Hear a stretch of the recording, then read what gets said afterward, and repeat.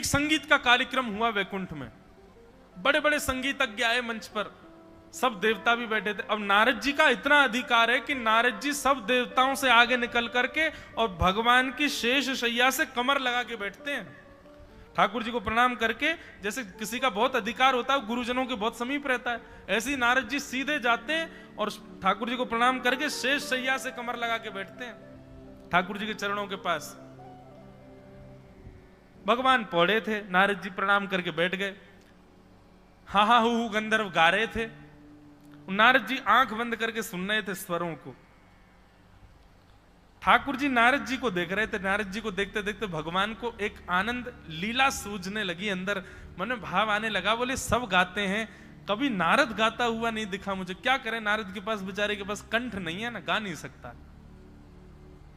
तो भगवान ने एक लीला करी, अपने पैर के अंगूठे से नारद जी के चोटी घुमाने लगे गोल गोल। वहीं बैठे थे नारद जी। नारद जी पीछे मुड़े, जी जय जय आज्ञा। भगवान बोले इधर आओ। नारद जी पास गए। ठाकुर जी बोले तुम यहां क्या कर रहे हो? संगीत का कार्यक्रम हो रहा है, वैकुंठ में चल रहा है, सब लोग सुन रहे हैं, तो मैं भी सुनने आया हूं। भगवान बोले वो बात तो ठीक है, पर संगीत तो उसको सुनना चाहिए ना जिसको संगीत थोड़ा बहुत आता हो।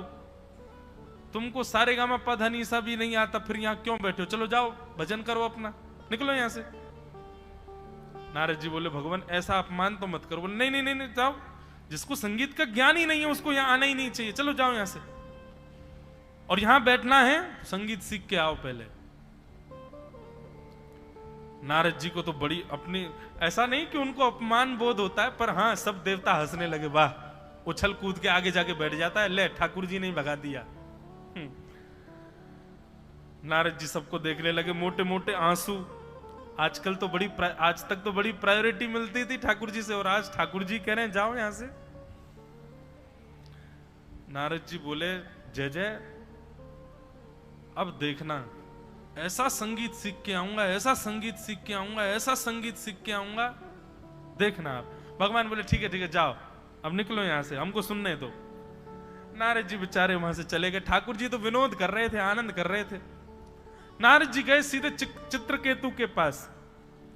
ब्रह्मा जी के पिए हैं चित्रकेतु। चित्रकेतु के पास जाकर के नारद जी बोले इस ब्रह्मांड में सबसे बड़ा संगीत का उद्गाता कौन है? सबसे बड़ा संगीत का ज्ञानी कौन है? उसका पता बताओ, मैं सीखने जाऊंगा। चित्रकेतु ने नेत्र बंद करके देखा, कहा, बोले हिमालय पर्वत के ऊपर चोटी पर एक वृक्ष है, जहां पर भयानक भीषण सर्दी पड़ती है, वहां उस वृक्ष के ऊपर एक उल्लू बैठा है, वो उल्लू संगीत का सबसे बड़ा ज्ञानी है, जाइए।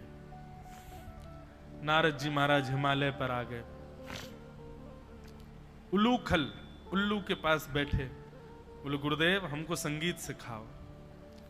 और महाराज उस भयावह सर्दी में नारद जी महाराज ने 2000 वर्ष तक उस उल्लू से संगीत की विद्या को ग्रहण किया, संगीत सीखा। केवल किस लिए? ठाकुर जी को रिझाने के लिए। 2000 वर्ष तक संगीत सीखा। जैसे ही प्रणाम करके जाने लगे तो उल्लू महाराज बोले सुनिए, अपने संगीत को थोड़ा और तराशने के लिए ना कुछ समय आप महादेव के पास जाओ, कुछ दिन महादेव से भी संगीत सीखो। ठीक है। और 1000 वर्ष के लिए फिर नारद जी महाराज महादेव के पास गए, वहां संगीत सीखा। 3000 वर्ष साधना की संगीत की। और महादेव के यहां सीखने के बाद एक दिन महादेव ध्यानस्थ बैठे थे और नारद जी महाराज के स्वर को सुनकर के बस उन्होंने प्रसन्न होकर के आशीष दे दिया, वाह बहुत सुंदर। बस महादेव बहुत सुंदर बोलते हैं, उसके बाद क्या करना। 1000 वर्ष वहां साधना सीखने के बाद नारद जी बोले अब सुनाऊंगा ठाकुर जी को, मुझे भगा दिया था वहां से। अच्छा, ये कोई प्रतिस्पर्धा या ईर्ष्या नहीं, ये प्रेम जहां प्रेमी होते वहां ऐसी बात हो जाती है ना। नारद जी बोले मुझको भगा दिया था सभा से, तुम जानकार नहीं हो, अब देखना ऐसा गाऊंगा, ये हा हा हु गंधर्व भी मेरे सामने नतमस्तक हो जाएंगे। अरे सरस्वती का स्वर भी मेरे सामने फीका लगने लगेगा। ठाकुर जी के प्रति थोड़ी सी लड़ाई झगड़े की भाव आ जाए, यहां तक तो ठीक था, पर हा हा हु गंधर्व और सरस्वती इनके प्रति जो ईर्ष्या का भाव आया, ठाकुर जी को ये प्रिय नहीं था। भगवान बोले नारद श्रेष्ठ तो हो गया, लेकिन ईर्ष्या आ गई इसके चित्त में। भगवान बोले एक लीला करते हैं। और तभी नारद जी महाराज वैकुंठ जा रहे थे, तो रास्ते में एक सुंदर नगर पड़ा, बड़ा सुंदर। वहां के लोग इतने सुंदर कि एक किसी भी व्यक्ति को देख लो उसी को देखते रह जाओगे, इतने सुंदर। लेकिन हर व्यक्ति में एक कमी, किसी की एक उंगली नहीं है, किसी के एक पाम नहीं है, किसी का एक हाथ नहीं है, किसी की एक आंख नहीं है, किसी का एक कान नहीं है। हर व्यक्ति अपंग उस नगर में।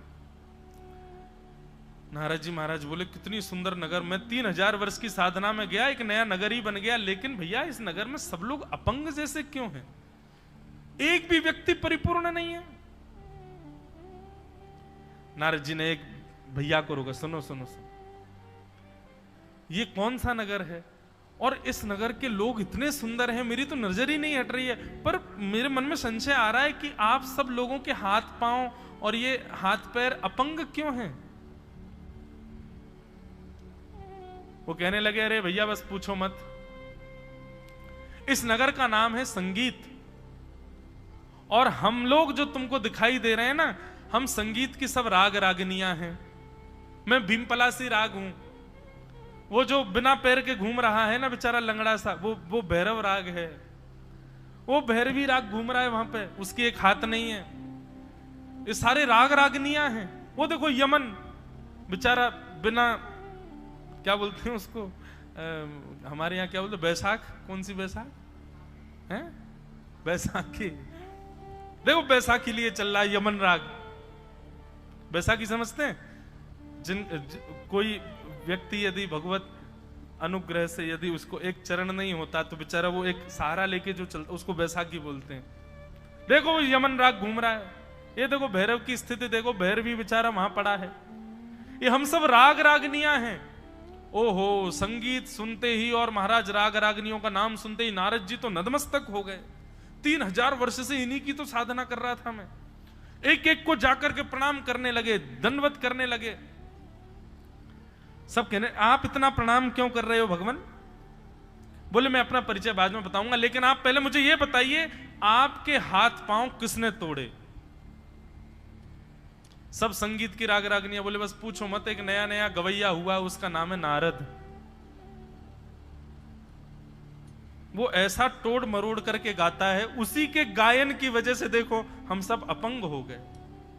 किसी के हाथ चला गया, किसी का पैर चला गया, किसी की आंख चली गई है। हम सब उसको खोज रहे हैं। जिस दिन हमको मिल जाएगा वो नारद, पेड़ से बांध करके अपने एक एक स्वर का बदला लेंगे उससे। भैया आपने अपना परिचय नहीं बताया, आपका नाम? नारायण दास नाम है मेरा। नारद जी मिलेंगे तो जरूर लेके आऊंगा आपके पास। नारद जी भागे वहां से, और जो मान चित्त में उत्पन्न हुआ था कि मैं हाँ हाँ हूँ गंधर्व और सरस्वती को हराऊंगा, वो मान नष्ट हो गया। महादेव के पास गए, बोले कि आपने संगीत तो सिखा दिया, लेकिन अब इस मान को कैसे मर्दन करूं? बोले मान का मर्दन करने का एक ही उपाय है, जिसके प्रति ईर्ष्या प्रकट हुई है उसी के चरणाश्रित हो जाओ। मुझे इतना सुंदर लगता है, शाम को जब यहां पर पंचपदी होती है, सब लोग पद गाते हैं, तो उस पद वहां उस सभा का नियम है, यदि कोई व्यक्ति विलंब से आए तो उसको कान पकड़ के खड़ा होना पड़ता है। और चाहे कोई हो, अब आज कल तो हम आए थे, हमको पता नहीं थी, पर अब से अगर अष्टपद में वो पंचपदी में हम भी लेट आएंगे तो हम भी ऐसे खड़े रहेंगे। भैया ठाकुर जी हमारी प्रतीक्षा करें।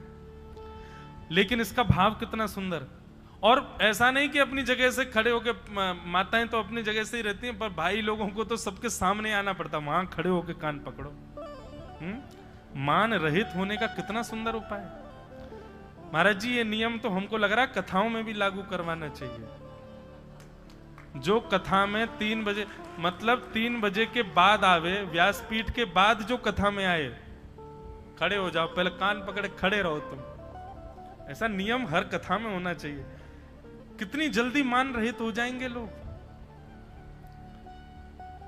कितना सुंदर। हमारे एक पंडित जी महाराज जी कल वो आए नहीं, क्योंकि जब ये कान पकड़ने वाला विषय मुझे पता चला तो हमने 2-3 पंडित जी मैंने जाओ कान पकड़ो। एक पंडित जी डर के मारे आए नहीं कि मेरे को कान पकड़ना पड़ेगा। मैंने कहा आप आए नहीं? बोले कल से महाराज जी पंचपदी प्रारंभ होगी उससे पहले ही पहुंच जाऊंगा मैं। मैंने कहा उसका एक और नियम है, पद प्रारंभ होने से पहले पहुंच जाओगे तो भी कान पकड़ना पड़ेगा कि पहले क्यों आए। मैंने कहा पद का स्वर शुरू हो तभी पहुंचना है। तो बोले ये तो बड़ी विडंबना, फिर क्या करें? मैंने वहीं डोलते रहो, जैसे पद गाने शुरू हो बैठ जाओ। लेकिन वो कितना अच्छा प्रारूप है उसका। ऐसे हर मंदिर में, हर सभा में, हर सत्संग में, मंदिर में तो नहीं, दर्शन में तो नहीं, वो तो खुला है कभी भी आओ, पर सत्संग में ये नियम होना चाहिए। अगर व्यासपीठ पर आने वाले व्यास या कीर्तन गाने वाले कीर्तनकार के बाद आप आते हो, आपको क्षमा ठाकुर जी से मांगनी चाहिए। आप विचार करो, कभी भी पदावली होती है, कहीं भी कीर्तन होता है, संकीर्तन होता है, ठाकुर जी पहले आके बैठते हैं। सबसे पहले कथा में आने वाले श्रोता कौन है? ठाकुर जी। सबसे पहले ठाकुर जी आते हैं, तो सबसे विलंब से हम लोग आते हैं। महादेव बोले मान रहित होना है तो जिसके प्रति तुम्हारे चित्त में प्रतिस्पर्धा का भाव आया था उन्हीं की शरण में जाओ। नारद जी महाराज हा हा हु गंधर्व के पास गए, बोले मुझे क्षमा कर दो, मैंने अपने आप को आपसे ज्यादा श्रेष्ठ मान लिया, अब आप ही संगीत सिखाओ। हा हा हु गंधर्व ने कहा नहीं नहीं नहीं नहीं भगवान, ये सब भगवान की लीला थी। आपके मान को दूर करने के लिए भगवान ने ये संगीत नगर बनवाया और उस संगीत नगर में इन सबको प्रकट करवाया। आप बिल्कुल निश्चिंत रहें, आपका जो स्वर है, आपका जो गायन है वो तो अत्यंत विशिष्ट है। नारद जी महाराज बोले मुझे कैसे पता चलेगा? बोले अभी 3 दिन बाद फिर से संगीत का समायोजन होगा, आप पधारिएगा। पिछली बार आपको भगा दिया था, अब की बार ठाकुर स्वीकार करेंगे। सबसे पहले प्रस्तुति हा हा हु गंधर्व ने की, दूसरी प्रस्तुति सरस्वती मैया ने की, तीसरी प्रस्तुति अन्य अन्य देवगणों ने की। सबसे श्रेष्ठ प्रस्तुति करता सबसे अंत में आता है। सबसे अंत में प्रस्तुति देने के लिए नाम उद्घोषणा की महादेव ने। अब हम मंच पे बुलाना चाहते हैं हरिदास वर्य, हरिदासों में जो सबसे श्रेष्ठ हैं, ऐसे श्री नारद जी महाराज को। नारद जी का नाम सुनते ही भगवान बोले हैं नारद गाएगा? बोले हाँ। नारद जी महाराज मंच पर आए, मंच पर आकर के ठाकुर जी को प्रणाम। ठाकुर जी अभी तक तो पौड़े थे, अब बैठ गए। अच्छा नारद गाएगा? बोले हाँ। और श्री नारद जी महाराज ने जैसे ही नेत्र बंद करके स्वर लगाया, ऐसा स्वर गूंजा महाराज आभा मंडल में।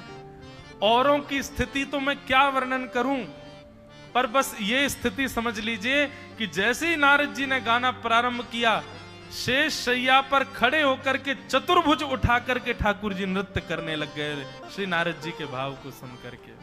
हाँ। ऐसा स्वर गाया महाराज। भगवान सोचने लगे मैं क्या दूं क्या दूं, मुझे कुछ देना है, नारद को उपहार देना है।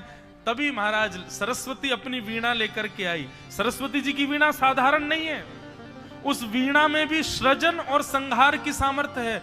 यदि सरस्वती जी गंभीर राग बजा दें तो पूरे विश्व का संहार हो सकता है, और सरस्वती जी प्रेम राग बजा दें तो विश्व बन भी सकता है।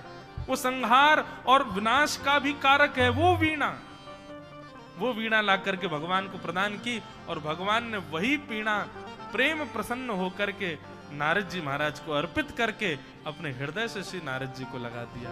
बोलो भक्त वत्सल भगवान। देव दत्ताम इमाम वीणाम स्वर ब्रह्म विभूषिताम मूर्छयित्वा हरिकथा गायमानश्चराम्यहम्। हमारे पूज्य श्री मलुकपीठ वाले महाराज जी एक बार एक बात कह रहे थे, ये देवदत्ता वीणा क्या है? देवदत्ता वीणा क्या है? ठाकुर जी के प्रति प्रकट होने वाला, ठाकुर जी को रिझाने के लिए प्रकट होने वाला चित्त में जो भाव है वही देवदत्त वीणा है। जब तक आप संसार के रंजन के भाव से चित्त में भाव प्रकट कर रहे हो, तब तक नहीं।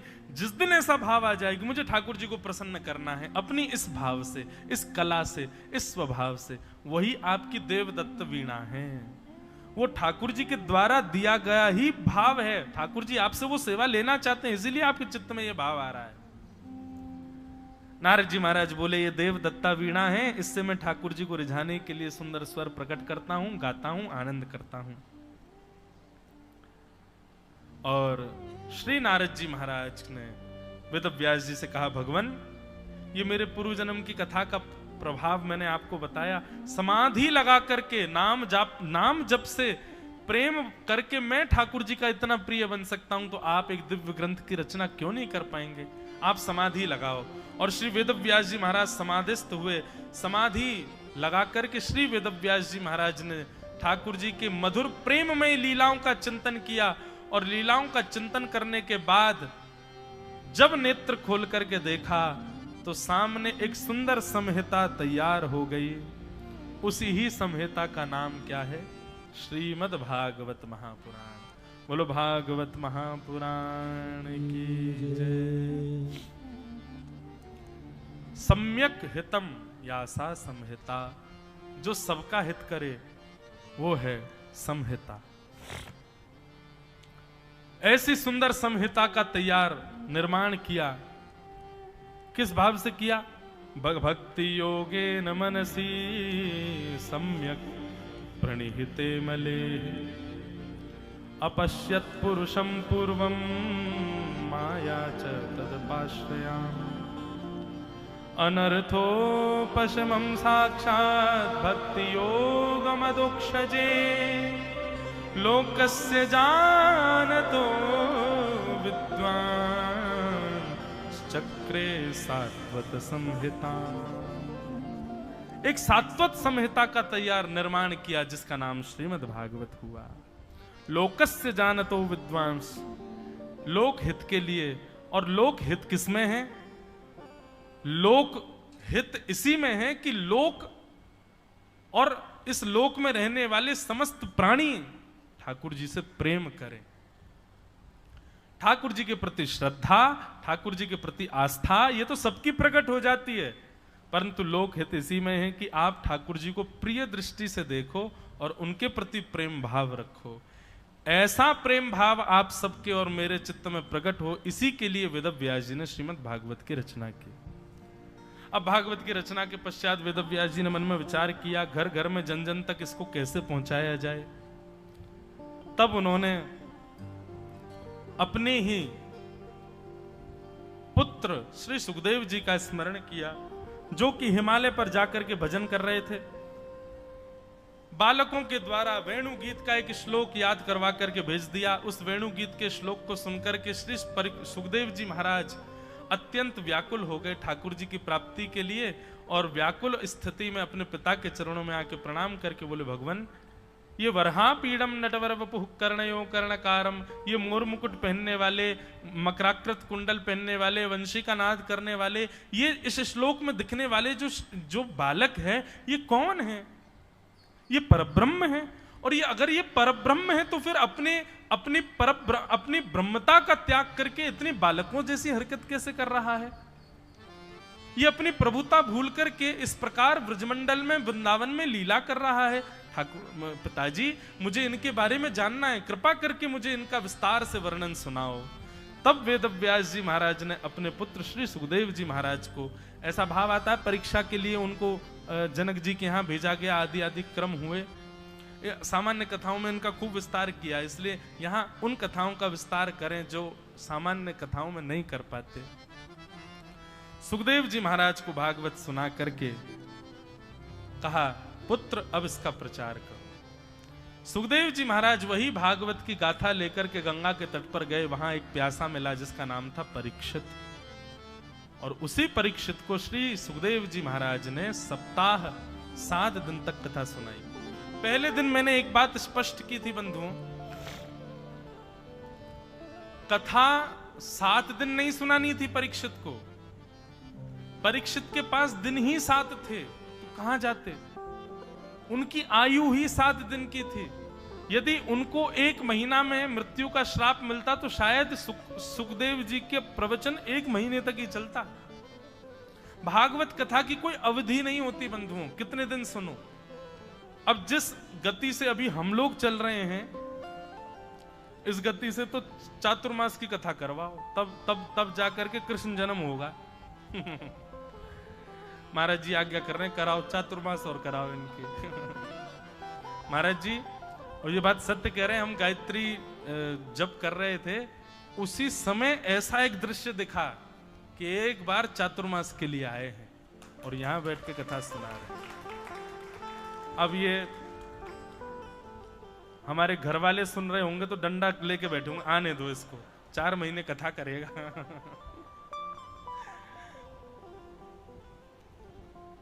अब क्या बताएं, हम संसार की निवृत्ति की बात बताते हैं, लेकिन हैं तो हम भी गृहस्थी। लेकिन कभी योग बने, ठाकुर जी कृपा करें, सही में कितना आनंद आवेगा। यहां पर मुझे और भी तो सुख मिलता है ना। हमारे मुकुंद काका जी के श्री, मैंने तो आपसे कहा मुझे रोज एक अभंग सुनाएंगे, उसकी हिंदी व्याख्या भी सुनाएंगे, तो आप एक अभंग भी सुनाते। आज इतना सुंदर एक गोपी का विरह भाव सुना रहे थे अभंग में। अब अभंग तो हमको याद होगा नहीं, लेकिन हाँ चातुर्मास जब होगा तब तो यहाँ पे हमको मराठी भी याद हो ही जाएगी, और फिर अभंग भी एक आध दिन तो अभी मैं सुना ही दूंगा, 2-4 दिन में एक अभंग तो गाऊंगा। बहुत आनंद, बहुत सुख मिलता है। महाराष्ट्र के भक्तों की चर्चा सुन के एक अलग अनुभूति मिलती है। यहाँ के जैसा प्रेम और दैन्य सब जगह के भक्तों में देखने को नहीं मिलता। एक प्रकार से मैं कोई तुलना नहीं कर रहा हूं, पर हाँ यदि मेरे स्तर से देखो, मुझसे कहो, मुझे जबकि इतने ज्यादा चरित्र यहाँ के वैष्णवों के पता भी नहीं है, पर जिनके भी पता है अद्भुत हैं, अतुलनीय हैं। दैन्य और प्रेम की एक अद्भुत पराकाष्ठा है महाराष्ट्र के भक्त चरित्रों में। तो कभी चातुर्मास भी करेंगे और 4 महीना कथा सुनाएंगे और 4 महीना तक खूब उपासना साधना करेंगे, गंगा जी में खूब डुबकियां लगाएंगे, आनंद करेंगे। और चातुर्मास का समय भी श्रावण के आसपास ही आता है, तो उस समय तो यहाँ और सुंदरता, हरियाली चारों तरफ, ऊपर से मेघ गरजेंगे, बरसेंगे, और महाराज गोदावरी जी भी अपने पूर्ण चरम पर बहेंगी। पता ही नहीं चलेगा कब कहां डूब रहे हैं, पाम ही नहीं पाएंगे, उठा उठा फेंकेंगे एक दूसरे को, खूब आनंद भी होता है। तो कभी योग बने, व्यासपीठ से निकली बात, तो कभी ना कभी तो ये भी क्रम बनेगा। तो श्री सुखदेव जी महाराज ने परीक्षित को इसलिए 7 दिन में कथा सुनाई क्योंकि परीक्षित को 7 दिन में मरने का श्राप था। बाकी वो इस भाव से नहीं गए थे कि 7 ही दिन सुनानी है, जब तक इसकी अंतिम श्वास नहीं आएगी तब तक कथा श्रवण कराएंगे। कथा श्रवण का नियम ऐसा ही लीजिए कि जब तक श्वास चल रही है तब तक हम भागवत के आश्रय में आश्रित रहें, तब तक सत्संग हमारा कभी छूटे ना। अब यहां प्रश्न किया महाराज, ये परीक्षित कौन है, इनके बारे में हमें बताओ, इनको 7 दिन में मरने का श्राप क्यों लगा। श्री सुखदेव जी महाराज बोले, अब यहां से महाभारत का प्रसंग प्रारंभ होगा। यदा मृधे गौरव संजयानाम वीर स्वथो वीर गतिम गतेषु व्रकोदरा विक्त गदा विमर्श भ्रगनोरुदंडे धृतराष्ट्र पुत्रे। अब यहां से महाभारत का प्रसंग प्रारंभ होगा। हम प्रारंभ तो कर देंगे लेकिन फिर 1 घंटा लगेगा उसके विश्रांति में। आज का नियम थोड़ा सा सुन लें। अभी कथा 6 बजे, अभी हम पद गाएंगे, वृंदावन रसामृत आप सबको प्रति प्राप्त है। उसके पश्चात 7 बजे से 8 बजे तक यहाँ पर पंचपदी होगी जो नित्य होती है। 8 बजे के बाद आप सब लोग प्रसादी पा लीजिएगा। 8:30 बजे तक प्रसाद पाकर के पुनः यहाँ उपस्थित हो जाना। हमारे श्री गिरधर लाल जी विराजमान होंगे। और फिर अभी कुछ मन में तो आया नहीं है कि क्या उत्सव करेंगे, जो मन में आता जाएगा, होली भी कर देंगे, डोल भी कर देंगे, नंदोत्सव भी कर देंगे, सारे उत्सव आज ठाकुर जी के यहाँ करेंगे। और उत्सव करने का कारण अब यहाँ होते रहेंगे, 2-4 दिन बाद, 5 दिन बाद फिर एक उत्सव करेंगे। ठाकुर जी भी 1 महीना यही है, हम भी यही है, कहाँ जा रहे हैं, तो यही उत्सव करेंगे, आनंद लेंगे ठाकुर जी का। बंधुओं, ये जो पद आपको प्रति प्राप्त हुई है 15 अप्रैल 2023 को, महाराज जी ये पद की विशेषता ये है कि अभी वृंदावन में खूब वैष्णव इसको गाते हैं, लगभग वृंदावन आने वाले हर वैष्णव इसका पाठ करते हैं। और ये एक वर्ष पूर्व गांधी धाम में हमारी वृंदावन रसामृत के विषय पर 4 दिन की चर्चा थी, और उस 4 दिन की चर्चा में महाराज जी बस कथा में मंच पर जाने से पहले मन में भाव आया कि कुछ हमारे वृंदावन के 7 प्रमुख निधि हैं, 7 निधियां हैं वृंदावन में, उन 7 निधियों को केंद्र में लेकर के कुछ लिखना चाहिए। और तब बस ठाकुर जी हमारे लाल जी की कृपा से इस पद की रचना हुई, और इसकी पदना रचना हुई, फिर तो खूब गाया लोग, अब आज भी खूब वृंदावन में गाते हैं। और हम अपनी हर कथा के हर दिन विश्राम में इस पद को ही गा करके कथा विश्राम करते हैं। अभी यहाँ 4 दिन से नहीं गा रहा था तो अटपटा भी लग रहा था, क्योंकि हर कथा का विश्राम इसी पद से ही होता है। पर आज इसको 1 वर्ष हुआ है, श्री दत्तात्रेय प्रभु कृपा करेंगे और महाराज जी अनुग्रह करेंगे, गोदावरी जी कृपा करेंगी, हमारे वेद पुराण के सब निष्णात विद्वान यहाँ कृपा करेंगे, तो निश्चित ही ऐसे पद हमारे लाल जी और अनुग्रह करके देते रहेंगे, उससे सबका कल्याण होगा। थोड़ा सा जानकारी दें, सप्तनिधि महाराज जी वज्रनाभ भगवान के परपौत्र ठाकुर जी के लीला गमन के बाद जब वृंदावन गए, भगवान की 16,100 पटरानियों को लेकर के, ठाकुर जी तो लीला पूरी करके चले गए, 8 पटरानियां संग चली गई, 16,100 रानियों को लेकर वज्रनाभ आए वृंदावन। वृंदावन में कोई नहीं था, उजड़ा हुआ वृंदावन था। वज्रनाभ अपनी माताओं को दुखी व्यथित देख नहीं पाते थे, तब उन्होंने सांडिल्य मुनि से आज्ञा ली, और आज्ञा लेकर के कहीं कहीं ऐसा बताते हैं कि कंस के कारागृह में, जिस कारागृह पर भगवान का अवतरण हुआ था और जिस शिला पर ठाकुर जी प्रकट हुए, उसी शिला से वज्रनाभ ने ठाकुर जी के विग्रहों का निर्माण कराया। कालांतर में कलयुग में फिर वही स्वरूप, 3 स्वरूप ठाकुर जी के भूमिगत हो गए, पृथ्वी में चले गए।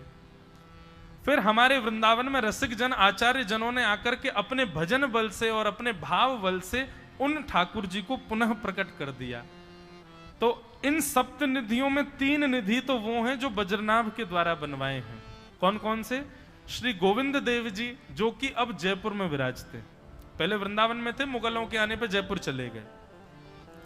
दूसरे श्री मदन मोहन जी, जो करौली राजस्थान में विराजते हैं, ये भी पहले वृंदावन में थे, मुगलों के शासन पर ये भी राजस्थान चले गए वृंदावन से। तीसरे श्री गोपीनाथ जी, ये भी अभी जयपुर में विराजते हैं, ये भी मुगल शासन के समय पर चले गए। चौथे ठाकुर जी हमारे वृंदावन के श्री राधा रमण लाल, जिनको गोपाल भट्ट गोस्वामी जी ने प्रकट किया। नृसिंह चतुर्दशी थी, गोपाल भट्ट गोस्वामी बोले, आप प्रहलाद के लिए खंभ से प्रकट होते हो, क्या मेरे लिए शालिग्राम से प्रकट नहीं होगे?